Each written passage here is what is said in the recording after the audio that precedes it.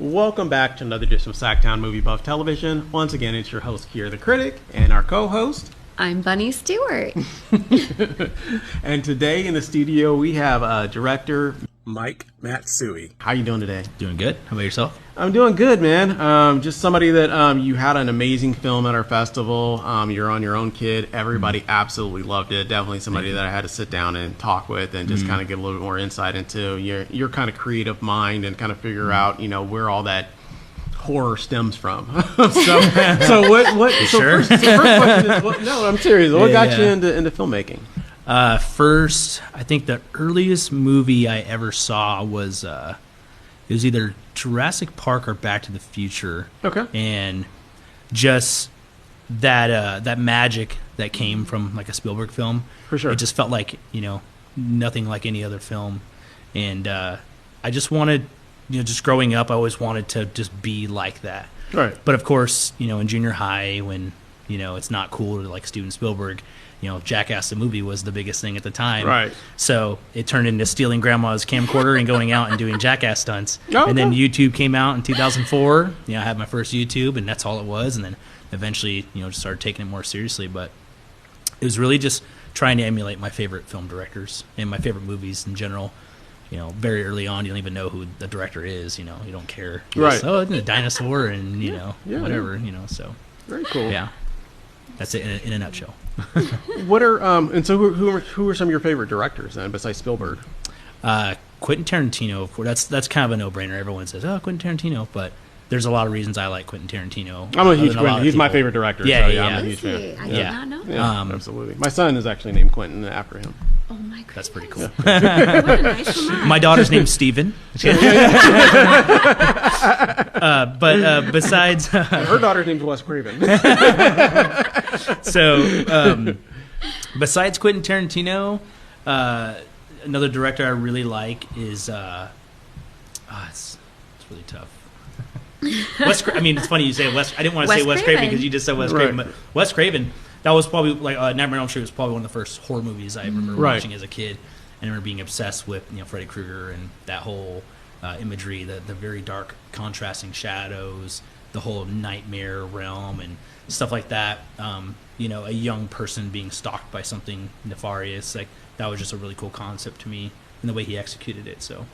Very cool. Very cool. So I can kind of see how that kind of morphs into some of the horror stuff that you do. So I know your last film, You're on Your Own Kid, was a horror film, and then you just finished a project called Xander, which is also a horror film. Is that kind of the genre you prefer to gravitate towards, or is that just the way things worked out? Or Yeah, so that's the genre that excites me the most. And, it's like when you're going to sleep and you watch crime dramas, and it's like, how does that put you to sleep? Psychotic. But it's like horror is like my comfort zone. And with these films, I wouldn't specifically classify them horror too. It's not like slasher and all that. Oh, okay. They explore deeper meanings and a lot of metaphoric elements. And so I feel like that's just the most comfortable realm for me to explain personal experiences I went through or that someone else went through. In a story that I enjoy, a story that I like, a story that I think people should know or hear.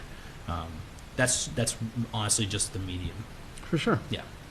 Wow. So I know in your everyday life you are an officer of the law. Yes. And is that where some of your stories come from? Is that where the horror comes from? Not at all. Not at all. Not at all. No, a lot of the stories actually come from things I experienced in my childhood, things that happened to me or around me, and then my most recent film, Xander, is something that happened to someone else that really impacted me, and I thought to myself, wow, that'd be a story I want everyone to be able to hear in the digestible fashion that I like, horror. But no, a lot of it is personal experiences that I'm like, okay, I really want to tell this story, but I don't want to be so brash. Okay, let's do it in like a horror fashion. For sure. Yeah. Oh, storyteller. So it sounds like almost therapeutic in a way. Very, very, because you're telling people, but you're not telling people exactly what Right. And they might not necessarily know that it has a personal framed for you, but you know what I mean. They're just Exactly. interested in great storytelling. But a lot of Exactly. times, I know a lot of directors that do that. We just had somebody on a little bit earlier, who's same kind of thing. She makes films based on her life experiences, but watching the film, you may not necessarily know it was based on loosely based on some sort of real experience or something of that nature. Yeah, because we know our own experiences more than anyone else. Right. You know, it'd be a nightmare making a short film about a painful experience you had when you were a kid, because I couldn't feel that unless you were there consulting throughout the whole film.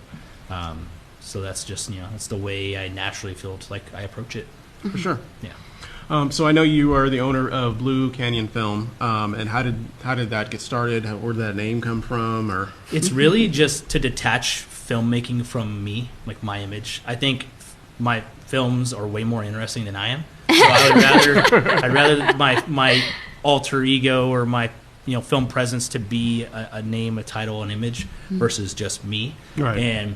But the Blue Canyon idea, I went through like a million different studio names. And when I say studio, I mean my office and my house where my kids watch TV all the time. And I have a computer set up. Where do you think all my movie reviews are filmed at? So, but the name came from driving up Highway 80 on like family vacations, and we'd see the exit sign that said Blue Canyon, and I used to just bother my wife and my kids and be like, Blue Canyon, and I'd point to like the canyon nearby because I love California history and yada yada. Oh. But every time we'd pass, she'd be like, Blue Canyon, right? And I'm like, Blue Canyon, and I'd be all excited about it. And it was just one of those things where I was like, man, that really pissed my wife off. I like that. Like, that's funny. Yeah. So that's something that I would love to make my studio Hey, anything name. that's in Lady in the Doghouse? Yeah, Do it. yeah, why not? Yeah, we got to be dangerous these days. Yeah, right. You gotta live on the edge, Take some Exactly. risks. Yeah, close why to be the safe? sun. Yeah. no, Mike absolutely. Matsui Productions. No, Blue Canyon. Oh, that's annoying.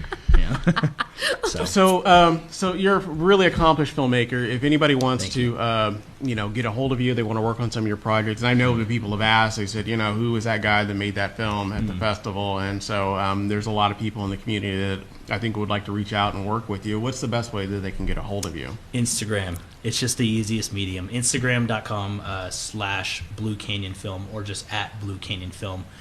And I say that because email, it's not. Lost. You know It this just from gets running a film lost. festival. Yeah. Email is the worst. Oh yeah, It's like the old payphone. It's like it's phasing out. It's hey, send me a picture on that's it. Instagram if you want to talk. Send 5,000 emails in. Yeah, exactly. No, So, totally yeah, get it. that's the best way. Instagram. I really don't use the other social medias. YouTube, youtube.com /Mike Matsui Jr. for my name on there. It's my YouTube I had made when I was like 12 years old. Wow. I still have it. So. So you probably built up quite a nice following then. Yeah, but I mean, it's over 20 years, so. That's fantastic. Nothing wrong with that, man. Well, Thank you. thanks for being on the show. I think you make some great films, and I did see Xander. It's a great film. Thank you. Definitely will be officially, unofficially. I can say it will be selected for the festival. Awesome. I Thank just you. don't do my selections usually to about September. Yeah. So, Yeah, but thank you. I think your film will probably be the first one that we roll Awesome. out. So. I love your festival. I'm so excited to come and do it. It's Yeah. one of the best experiences I had. Well, And great, so man. I We're can't. hoping to just such a great time. up the ante next year, man, and Let's do Xander it. will be a great one to put in that lineup. So. Let's see, man. Let's see you up it. All right, It's gonna be man. awesome. Goodness. Well, I cannot wait to see it. Thank you so much for joining us tonight. Thank For you. sure. Thank you for having me. Thank you again for watching another edition of SacTown Movie Buff Television. We'll be back again soon with another episode. Have a great day. Bye.